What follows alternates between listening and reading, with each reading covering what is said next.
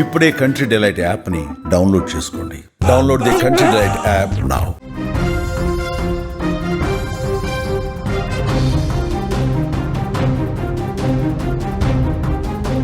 మరో breaking news. నేటి నుంచి కూడా కొన్ని రూల్స్ అయితే బ్యాంకు లావాదేవీలకి సంబంధించి కూడా మారాయి. ఆధార్ అప్డేట్ ఫీజుల్లో కూడా మార్పులు చేయడం జరిగింది. బ్యాంకు లాకర్ నామినేషన్ కు కొత్త రూల్స్ అయితే ప్రకటించారు. జీఎస్టీ స్లాబుల్లో కూడా మార్పు, లగ్జరీ పన్ను అలాగే ఎస్బీఐ కార్డుతో కొత్త ఫీజులు వసూలు చేయబోతున్నారు. నవంబర్ నెల ప్రారంభం కావడంతో సామాన్య ప్రజల ఆర్థిక కార్యకలాపాలపై ప్రత్యక్షంగా ప్రభావం చూపే కీలకమైన 7 రూల్స్ మారాయని కూడా ఇక్కడ చెప్పుకోవాలి. ఆధార్ కార్డు అప్డేట్ ఛార్జీల నుంచి బ్యాంకింగ్ నామినేషన్ నియమాలు, కొత్త జీఎస్టీ స్లాబ్ల వరకు అనేక మార్పులు నేటి నుంచి కూడా అమల్లోకి వచ్చాయి. ముఖ్యంగా క్రెడిట్ కార్డ్ పేమెంట్స్, అలాగే బ్యాంక్ లాగర్ ఛార్జీలు, పింఛన్దారుల జీవన ప్రమాణ పత్రం వంటి విషయాల్లో ఈ మార్పులు చోటు చేసుకున్నాయని కూడా మనం ఇక్కడ చెప్పుకోవచ్చు.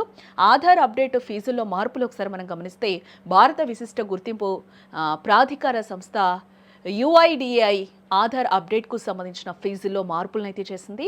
12 ఏళ్లలోపు పిల్లల ఆధార్ కార్డుల బయోమెట్రిక్ అప్డేట్కు సంబంధించిన ₹125 ఫీజును 1 సంవత్సరం పాటు మాఫీ చేసింది.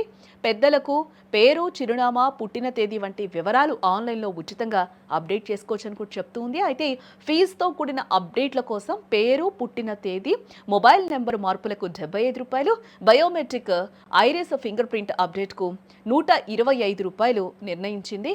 అలాగే బ్యాంకు నామినేషన్ కొత్త నియమాలు కూడా రిలీజ్ చేసింది. నవంబర్ 1 నుంచి బ్యాంకు ఖాతాదారులకు, లాకర్ వినియోగదారులకు నామినేషన్కు సంబంధించిన కొత్త నియమాలు అమల్లోకి వచ్చాయని చెప్పుకోవచ్చు. ఖాతాదారులు ఇకపై ఒకే బ్యాంకు ఖాతా, లాకర్ లేదా సేఫ్ కస్టడీకి గరిష్టంగా 4 వ్యక్తులను నామినీలుగా నామినేట్ చేసుకునేందుకు బ్యాంకులు అనుమతిస్తూ ఉన్నాయి. అత్యవసర పరిస్థితుల్లో కుటుంబ సభ్యులకు సులభంగా డబ్బు అందడానికి, అలాగే ఆస్తి యాజమాన్య వివాదాలను నివారించడానికి ఈ కొత్త నిబంధన అయితే తీసుకురావడం జరిగింది. నామినీలను చేర్చడం లేదా మార్చడం ప్రక్రియ కూడా సులభతరం చేశారని కూడా ఇక్కడ చెప్పుకోవచ్చు. అలాగే జీఎస్టీ స్లాబుల్లో మార్పు, అలాగే లగ్జరీ పన్నులో కూడా మార్పు చేయడం జరిగింది. కేంద్ర ప్రభుత్వం దేశంలో పరోక్ష పన్నుల విధానాన్ని అయితే సరళీకృతం చేయడానికి జీఎస్టీ స్లాబుల్లో మార్పులు చేసింది. గతంలో ఉన్న 5%, 12%, 18%, 28% స్లాబ్ల స్థానంలో కొన్ని వస్తువులకు ప్రత్యేక రేట్లతో కూడిన 2 స్లాబుల జీఎస్టీ వ్యవస్థ నేటి నుంచి కూడా అమల్లోకి వచ్చింది. అది 12%, 28% స్లాబ్లను తొలగించడం జరిగింది. అయితే పొగాకు, సిగరెట్స్ వంటి లగ్జరీ సిన్ గూడ్స్ పై 40%, 40% ప్రత్యేక లగ్జరీ ట్యాక్స్ను అయితే అమలు చేస్తారు. పింఛనదారుల జీవన ప్రమాణ పత్రం కేంద్ర రాష్ట్ర ప్రభుత్వాల నుంచి పింఛను పొందే రిటైర్డ్ ఉద్యోగులందరూ కూడా నవంబర్ నెలాఖరులోపు తమ వార్షిక జీవన ప్రమాణ పత్రాన్ని తప్పనిసరిగా సమర్పించాలి. ఆలస్యం అయితే పింఛను నిలిచిపోవచ్చని కూడా చెప్తూ ఉన్నారు.